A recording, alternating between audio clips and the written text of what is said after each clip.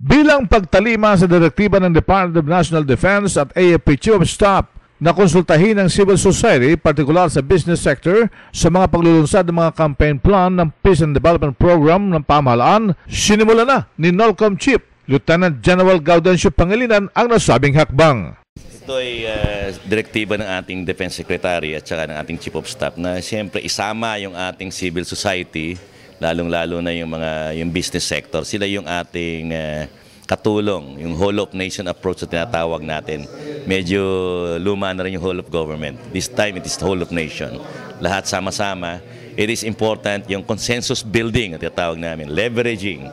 Ipakilala natin sa kanila, ipakita natin na kung wala sila, hindi matatapos yung ating mga problema. Inamin naman ni General Pangilinan na may mangilan-ngilan pa rin mga karahasang na ihahasik ang mga komunistang rebelde sa bahaging ito ng kanyang area of responsibility. Sa Northern Luzon, may mga mangilan-ngilan na area na alanganin pa rin na medyo nagpapakita pa rin sila. Kahapon meron tayong enkwentro doon sa Ilocos, yung mga boundaries ng Ilocos Norte, Ilocos Sur, Abra na yan. Diyan naman sila lang na mumugad yung talagang medyo, we call it depressed area.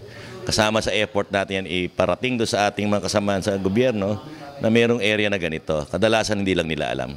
Dagdag pa ni Pangilinan na isolated case ang mga pagpapasabog sa mga cell site na gamit ng mga komunistang rebelde ay mga kabataan. Ito ay test mission umano sa mga kabataan na sumama sa mga rebeldeng grupo. Yung mga cell site naman yun hindi naman talaga ganun damage na nagagawa. Mga test mission lang ng mga bata yan.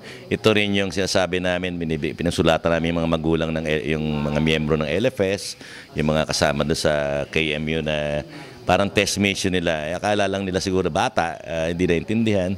Hindi na lang namin hinahabol ng katulad ng paghabol sa talaga armal. Mga bago to, parang test mission lang nila. Kita nyo naman ang kaya lang naman nilang puntahan, malalapit na cell site. But minimal yung damage.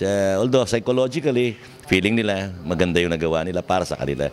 Pero nakakalungkot din, mayroong mga grupong ganyan na iba ang perception ng tama at mali. Pero kaya po natin sa loob. Definitely. Kaya po kayo mag-alala mga isolated incidents yun. Si Lieutenant General Gaudencio Pangilinan, RH 911, Bing Formento ng DCRH Nationwide.